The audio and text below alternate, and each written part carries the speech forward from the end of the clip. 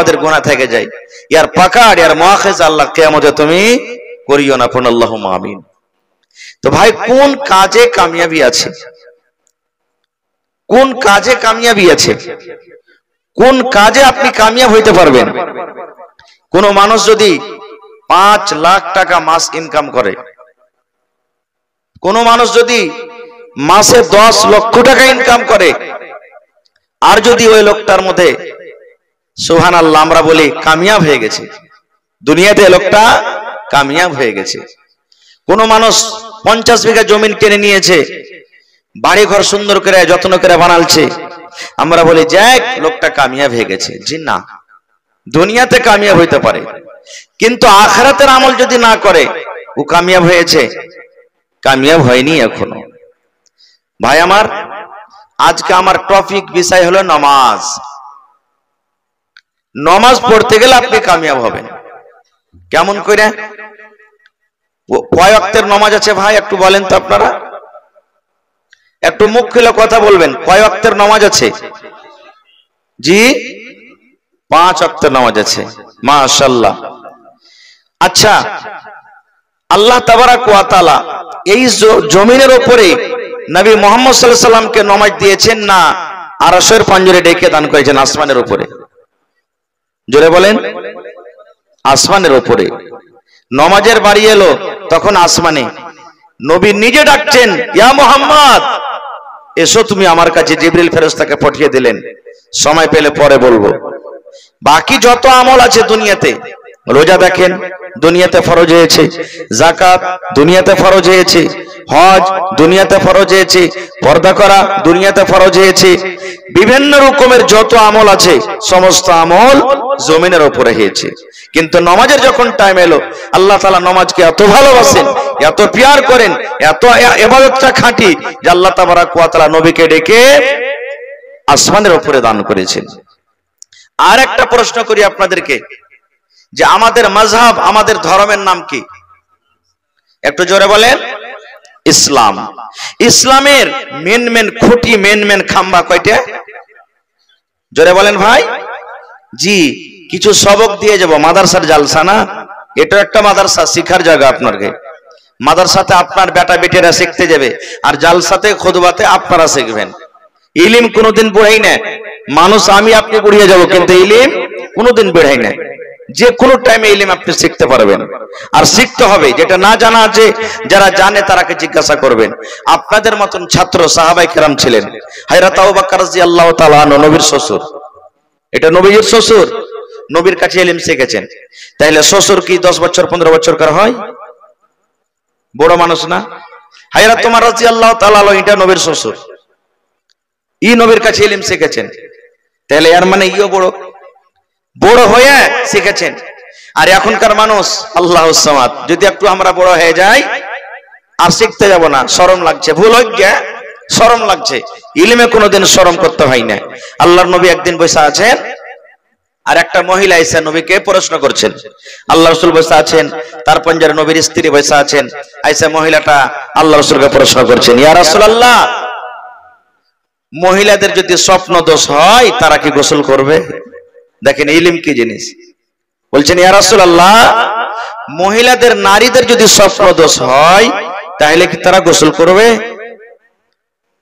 আল্লাহ রাসূল বলছেন, নাম, হ্যাঁ। ইযা রাতিল মা, পানি যদি দেখে লে কাপড় ভিজে গেছে, কাপড়ে ভিজে ভিজা লাগছে, তাহলেও গোসল করবে। আর স্বপ্ন দেখেছে কিচ্ছু নাই, ভিজা টিজে কিছু নেই, কোনো আসার দেখা যায় না, তাহলে কিন্তু গোসল করবে না। এরকম পুরুষও স্বপ্ন দেখেছে যে হ্যাঁ আমি স্বপ্ন দেখেছি, মনে হয় আমার নাইট ফল কিংবা ডে ফল হয়ে গেছে, মানে স্বপ্ন দোষ হয়ে গেছে, ওইটা দেখছো তো কিচ্ছু বোঝা যায় না, তোকে গোসল করতে হবে না। আর যদি দেখলে কিছু নিশানি আছে, ওই কাপড় ভিজা আছে বা আর কিছু দেখতে পেলে, তাহলে তাকে গোসল করতে হবে। তো বোঝা গেল কি, যে শরীয়ত শিখতে গেলে, দিন শিখতে গেলে লজ্জা করতে হবে না। লজ্জা করতে গেলে দিন শিখতে পারবে।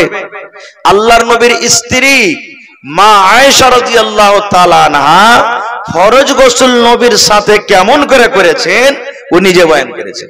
হাদিসে এসেছে যে আল্লাহ নবীর সাথে আমি গোসল করেছি, আল্লাহ নবী সাল্লাল্লাহু আলাইহি সাল্লামকে এরকম ভাবে ফরজ গোসল করতে দেখেছি। কয়টা লোক আমরা ফরজ গোসল করতে জানি? বিহা না বিহা, গোসল না গোসল। জেনে রাখেন, নবীর তারিকা মতন যদি গোসল না হয়, জীবন ভর গোসল করতে গেল গোসল গোসল। নমাজ পড়ছেন, নমাজ পড়ে পড়ে দাড়ি পেকে গেল, মাথার চুল পেকে গেল, চামড়া ঝড়ো হয়ে গেল, চোখে চশমা পিনতে লেগেছেন, কিন্তু নবীর তারিকা মতন যদি নমাজ না পড়েন, আল্লাহর দরবারে নমাজ কবুল হবে না। সব থেকে বড় চোর কাকে বলেছেন নবী জানেন? একদিন সাহাবীদেরকে বলছেন, এ আমার সাহাবীরা, সব থেকে বড় চোরকে তোমরা জানো?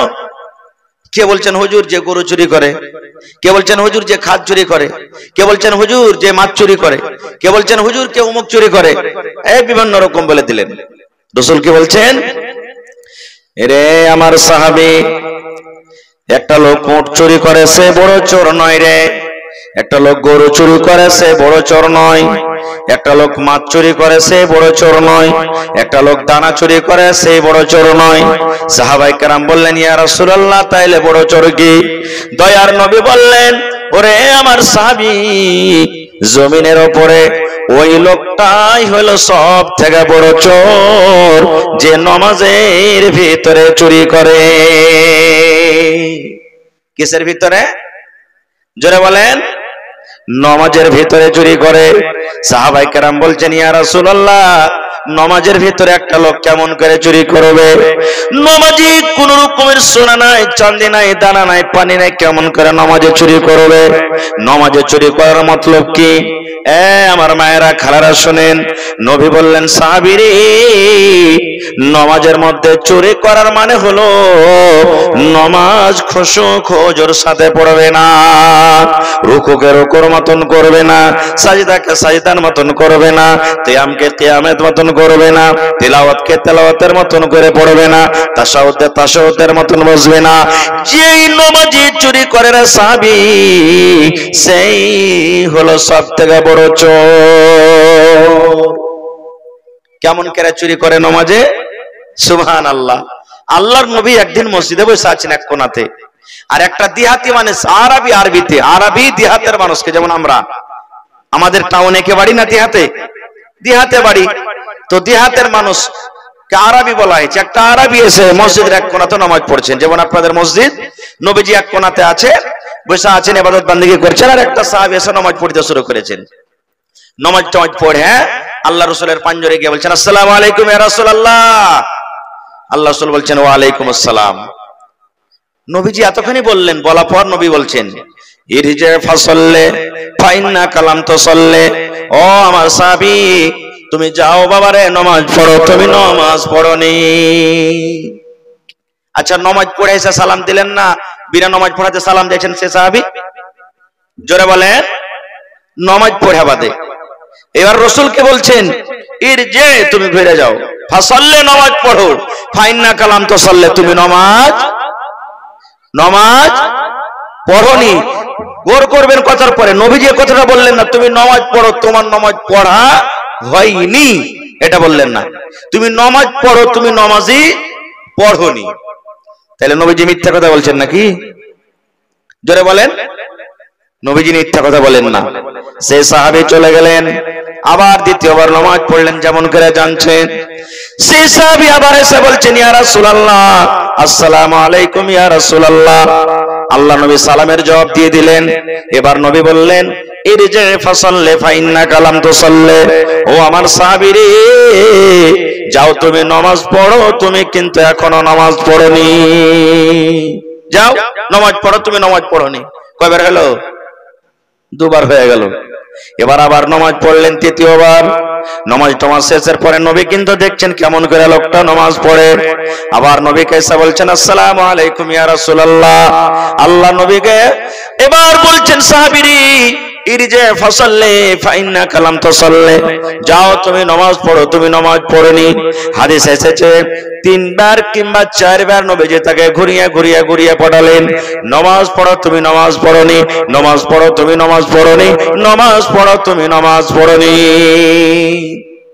এই জামানার যদি কোনো ভাই নামাজ পড়িতে জানে, আর কোনো ভাই যদি না জানে, তাকে যদি বলে যে ভাই তোমার নামাজটা পড়া হইল না, হওয়ার পরে রাখবে, দুদিন থেকে নমাজ পড়ছে, কতজন নমাজ করছে, নমাজ জানে, কতজন নমাজের বেটা কত বেশি পড়িতে জানে, ওকে এমন টেহাকে রাখো